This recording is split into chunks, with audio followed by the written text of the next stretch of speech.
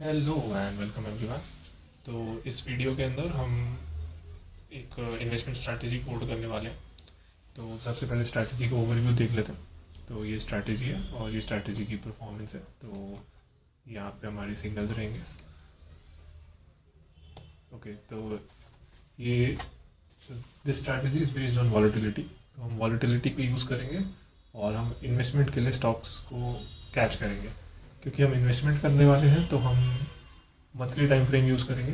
Weekly और daily भी use कर सकते हैं, बट बेस्ट परफॉर्मेंस मंथली में आती है क्योंकि गोल है लंबे टाइम तक इन्वेस्ट रहने का। तो लेट्स स्टार्ट विद दिस। तो पहले हम स्ट्रैटेजी देखते हैं, स्ट्रैटेजी में करेंगे क्या। तो बेसिकली हम वॉलेटिलिटी एक्सपेंशन करने वाले हैं, मतलब यूज़ करने वाले हैं वॉलेटिलिटी एक्सपेंशन को। तो हम सबसे पहले वॉलेटिलिटी बैंड्स कैलकुलेट करेंगे। हम उसके लिए ATR यूज़ करेंगे। तो हम दो बैंड्स क्रिएट करेंगे, हर कैंडल में दो बैंड्स क्रिएट होंगे, एक अपर बैंड और एक लोअर बैंड। और वो दोनों बैंड्स एडजस्टेबल होंगे। तो जैसे जैसे लेट्स से मार्केट के अंदर कभी बड़ी मूवमेंट आती है तो बैंड एक्सपैंड हो जाएगा।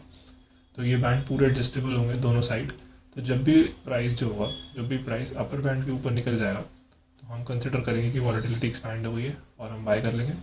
सिमिलरली अगर जो प्राइस है वो लोअर बैंड के नीचे आ जाएगा तो हम कंसिडर करेंगे कि वॉलेटिलिटी की एक्सपेंशन डाउन साइड की तरफ हुई है, तो हम एग्जिट कर देंगे।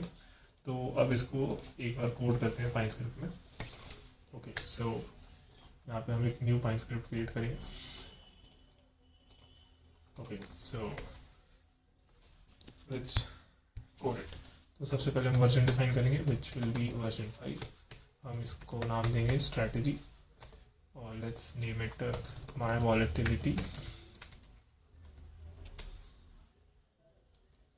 एक्सपेंशन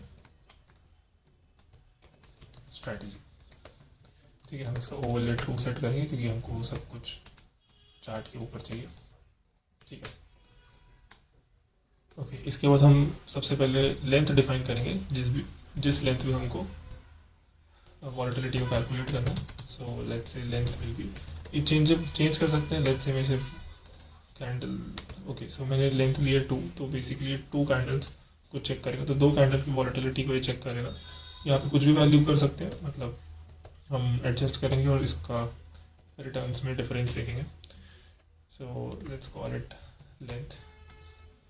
ठीक है, फिर हम जो मल्टीप्लायर डिफाइन करेंगे, जो हमको रेंज चाहिए, जो यहाँ पे हमको ये रेंज चाहिए, इस रेंज के लिए मल्टीप्लायर डिफाइन करेंगे। तो मैं मल्टीप्लायर को लेट्स कॉल इट .float। तो मैंने मल्टीप्लायर को लेट्स से 3 सेट कर दिया। ओके, इसको भी चेंज कर सकते हैं। तो आप इसको स्ट्रैटेजी सेटिंग्स में दोनों वैल्यूज को चेंज कर सकते हैं।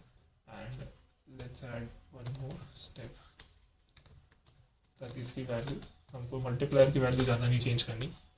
ओके, तो अब हमको वॉलेटिलिटी कैलकुलेट करनी है। वॉलेटिलिटी कैलकुलेट करने के लिए हम ATR यूज़ करने वाले हैं और ATR के लिए हम ATR के अंदर हम लेंथ को पास कर देंगे। तो इससे हमारे पास ATR की वैल्यू आ जाएगी।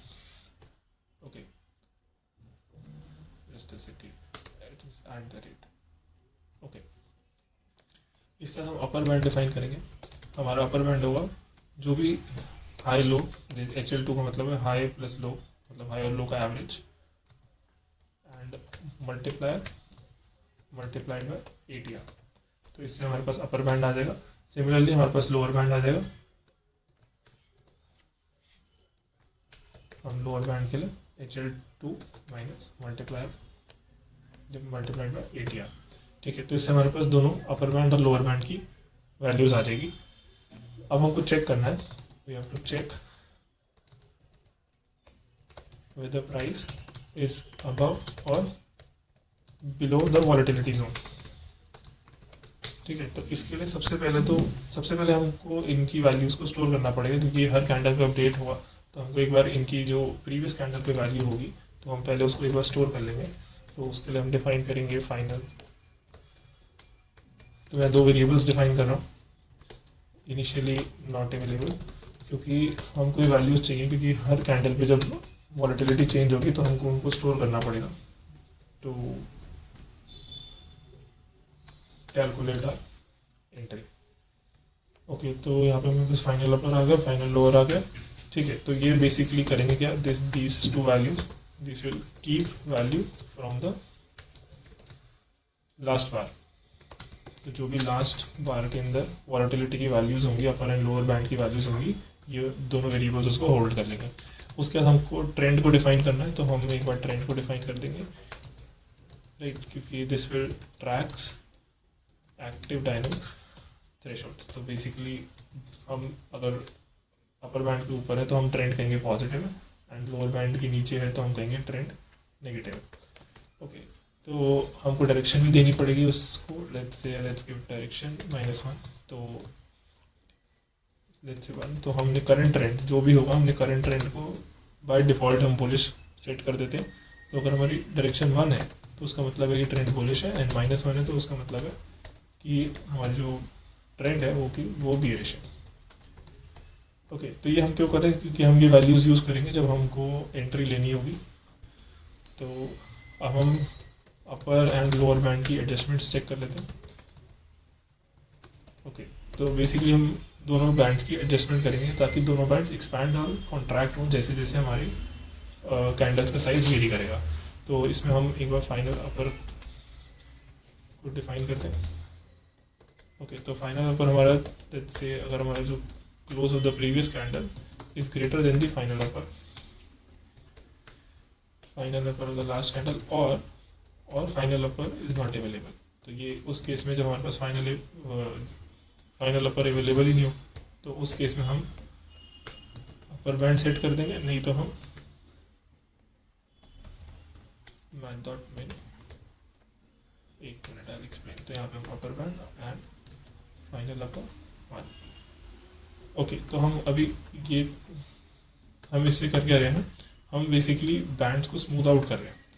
तो if the close is greater than the previous upper band, तो हमारा जो क्लोज है अगर वो प्रीवियस अपर बैंड से ज़्यादा होगा तो हम उसको रीसेट कर देंगे, और हमारे पास जो भी फ्रेशली कैलकुलेट हुआ है उसको स्टोर कर लेंगे। तो हम स्टोर कर लेंगे। ओके, एंड सिमिलरली हम फाइनल लोअर डिफाइन कर देंगे। So final lower will be final lower, and if the value of final lower is not available, basically हम एन फाइनल लोअर और ये वेरिएबल इसलिए डिफाइन करें कि इन केस ये दोनों वैल्यूज अवेलेबल ना हो, विच इज़ पॉसिबल जब कोई नया स्टॉक लिस्ट हुआ हो, या फिर आपके पास इनिशियली जब चार्ट स्टार्ट हुआ हो तब ये वैल्यूज डिफाइन नहीं होंगी। तो हम यहाँ पे लोअर बैंड दे देंगे, and similarly math dot max lower band and final lower. Okay, तो बेसिकली दोनों फंक्शन में हमने वॉलेटिलिटी को स्मूथ आउट करा है। Just a second, what it's saying, final upper. Okay, I have made an error. Yeah, it's right. Okay, ठीक है। तो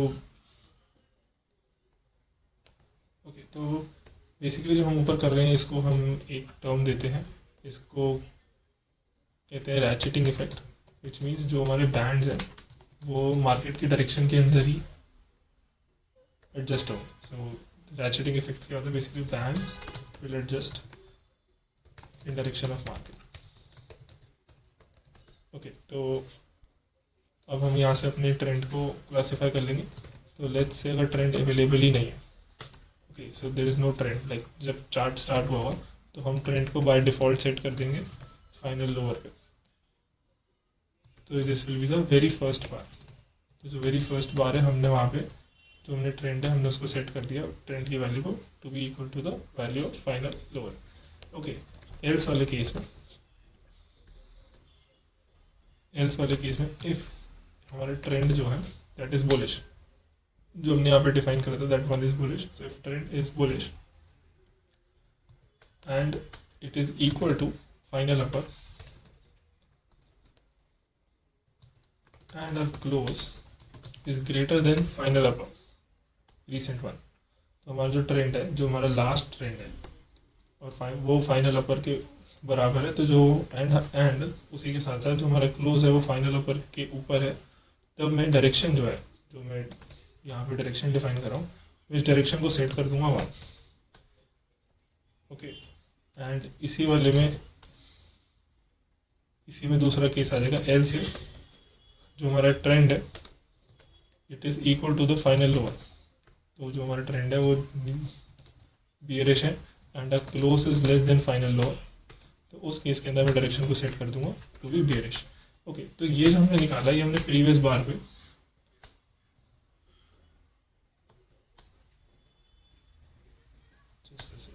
ठीक है, तो ये जो हमने ट्रेंड निकाला ये प्रीवियस ट्रेंड है।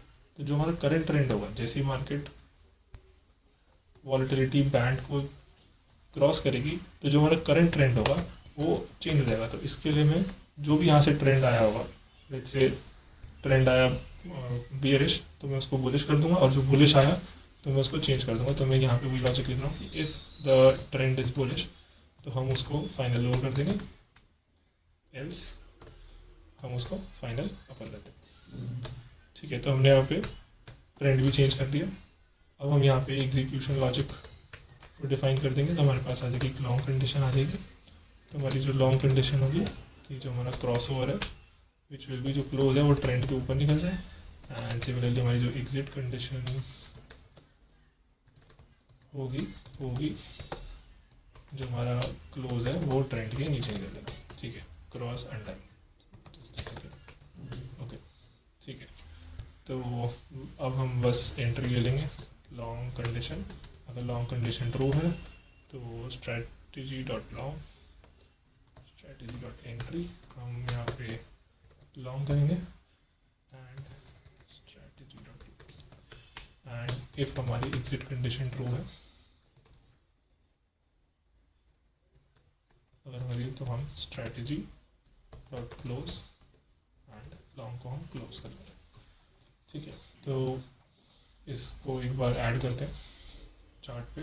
1 मिनट में यहाँ से पुरानी वाली स्ट्रैटेजी हटा देता हूँ, जस्ट सेकेंड।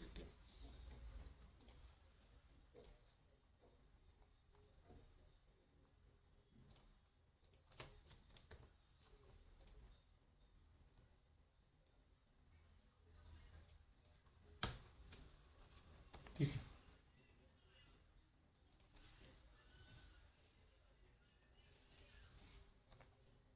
ओके, तो एक बार हम इसको चार्ट पे डालते हैं एंड ओके परफेक्ट। तो अब हम एक बार स्ट्रैटेजी के अंदर वैल्यूज चेंज कर लेते हैं ना, जैसे यहाँ पे कैपिटल फिक्स करते हैं। Cool. तो यू कैन सी एक्चुअली, तो अब ये काम करिए। तो हम मंथली टाइम फ्रेम पे एंड इसमें इस कैंडल पे एंट्री बोला है और अभी तक कोई एग्जिट नहीं है। इससे पहले इसने यहाँ पे एंट्री बोला था और यहाँ पे एग्जिट हुई थी।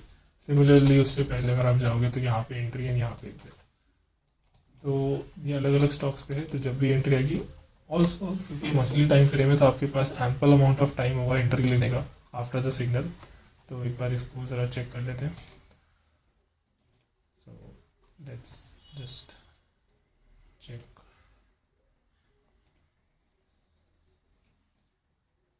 ओके, तो यहाँ से ये हमारी स्ट्रैटेजी काम करिए तो डिफरेंट सिग्नल्स पे। तो बाकी आप इसको चेंज कर सकते हो।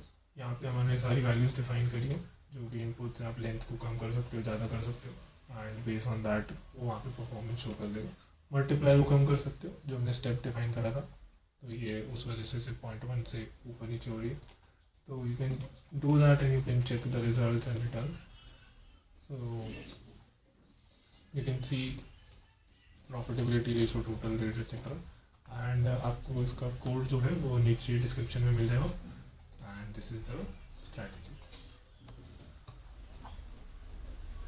Thank you.